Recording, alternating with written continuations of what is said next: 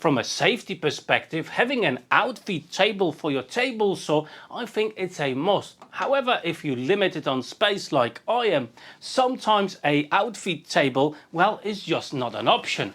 That's why in today's video I'm going to show this very compact, low profile solution that you can use as an Outfeed table if you've got longer boards. However, if you're planning to cut larger panels, simply make one more. I've made this from some scrap wood I found in my workshop, and it took me no more than 3 hours to put everything together. So let's crack on. Okay, so what we're gonna need for today's project? Well, some scraps. I've got some offcuts. Obviously, they need to be on the longer sides. I've got some pine. I do have a piece of plywood. However, you can use any other sheet material. It doesn't really matter, but it shouldn't be too thick. Now, depending on what type of table saw you do have, well, you need to think about a solution to actually attach our jig to your table saw. In my case, I've got two options, and I'm actually going to go with toggle clamps, but later on I'm going to show you what I've got on my table saw. And of course, some hinges as well. My table saw, which is the Evolution TBLX, the latest model from Evolution, does have a rack and pinion fence, and I'm going to use this guide here to establish the correct position for my Outfeed support. Now, if you are in the market of actually getting a table saw, I think this is one of the best in the price range. I do have some videos about this table saw, so if you are in the market, I'm going to drop some links down below in the description of this video so you can check those videos out.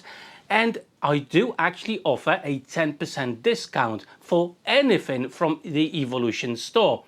Details on that in the description of this video. But the first thing we need to do here is to use your calipers and measure the distance from the tabletop to that bar there.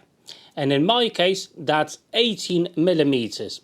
Now, we do want to be a little bit under the level of our table, so let's say 17 millimeters in total. That's what we've got. And as you can see here, I actually do have a T-slot. However, in my case, I'm not going to be using that. It is the easiest way to go. However, if you don't have a table saw with a T-slot right at the back, I'm going to show you another option. We're going to use these toggle clamps to put our Outfeed supports on steadily. I have actually found these pieces of MDF in my workshop. They're 9 millimeters in thickness, and the width of them is 19 centimeters, so it's absolutely perfect for my projects. That means I need to take off some of material from my pieces of pine. In total, I need them to be at 8 millimeters. First of all, I'm going to cut the top pieces to the right size. In my case, it's going to be 80 centimeters. And that's for both the pine strips and the MDF panels. Now, there's many ways you can remove some thickness from your stock, for example a thickness planer or a bandsaw. However, in my case, as you can see, I'm using my table saw to take both of these pieces to 8 millimeters in thickness. Okay, now we need to connect these strips to the MDF panels, and I'm just going more or less in the middle of them.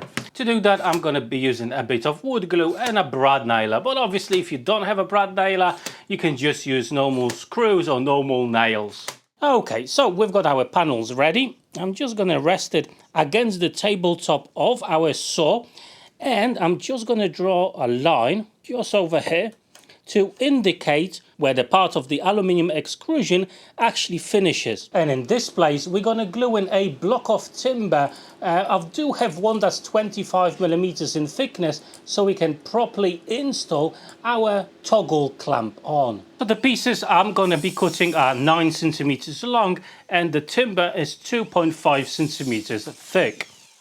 Okay, let's install these blocks. I'm gonna use a bit of wood glue and some screws, for which we need to drill some pilot holes and countersink for the heads. Okay, now let's establish the position of our toggle clamps, and we're gonna attach them to our jigs. Now we need to cut the legs to the right sizes. In my case, they need to be at 85.7 centimeters long. And now it's time to attach the legs with some hinges. First of all, I'm just going to mark up the position of everything, make some pilot holes and secure everything with some screws. We are almost done with the project. There's just one more thing I want to add. Mainly, as you open the leg up with the hinge, I want to have something holding it in place. Now I don't need anything substantial, so what I'm actually going to add are some magnets, just to give that a bit more strength and stability when fully done up. I'm simply going to use a normal drill bit to create the recesses for the magnets. And I'm going to glue them in place with a bit of CA. And with both of the magnets in place, our jig is now sorted. And now we've got some options here. Mainly, if you just got one long board, well, you don't need both of these. You only need one support to cover the whole area. For one wideish board, that will be enough. However, if you've got a wider panel, well, simply put the second one next to it, lock it in place, and now you've got full support as your Outfeed table with no hassle at all. And best of all, this doesn't take much space in your workshop at all. You just fold it up and put it somewhere in your workshop. So let's give this a go and see how this setup performs. And as you can see, it works absolutely great. Super simple solution that doesn't take a lot of space in your workshop. Simply clamp it off, fold it away, and that's it.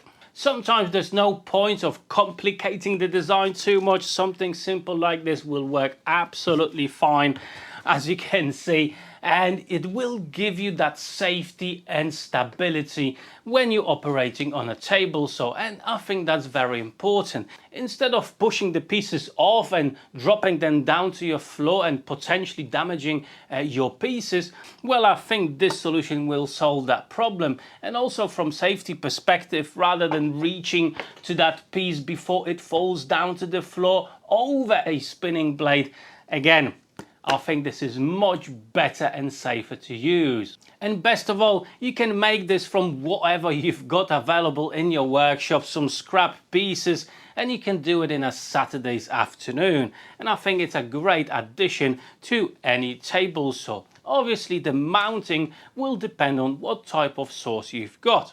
If you enjoyed today's video, drop me that like button down below and consider subscribing if you're new to my channel.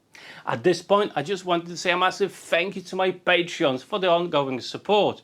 However, don't go just yet. Check out these two cool playlists, plenty of fantastic videos waiting for you there. For today, that's all. Thank you so much. Take care.